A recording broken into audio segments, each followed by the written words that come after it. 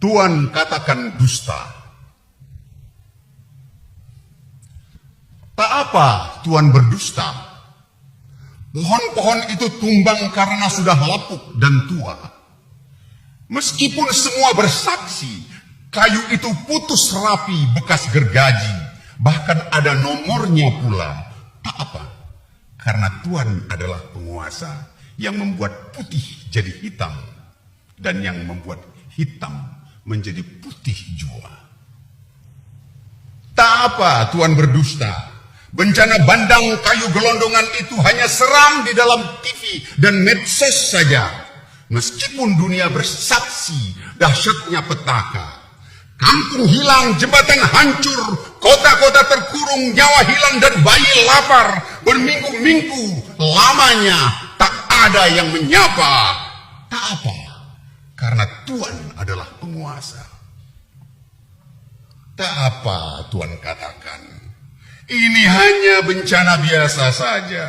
Jadi bukanlah bencana negara. Jadi tak butuh bantuan mancanegara. Meski dunia tahu di 18 kabupaten dan kota sudah 21 hari bantuan pangan tak ada, ketika rakyat mau bicara malah kau tuding mereka adalah ancaman kepentingan asing.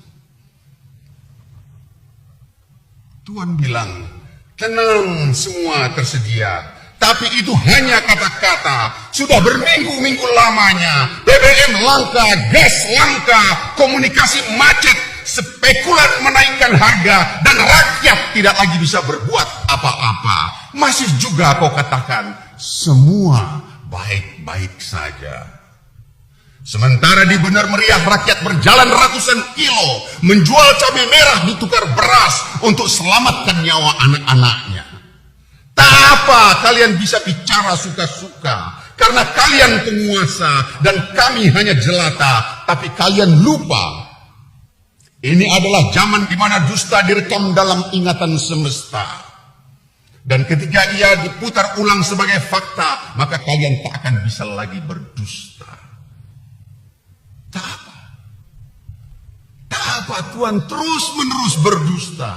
Di tengah keluh kesah, tangis dan doa kaum teraniaya.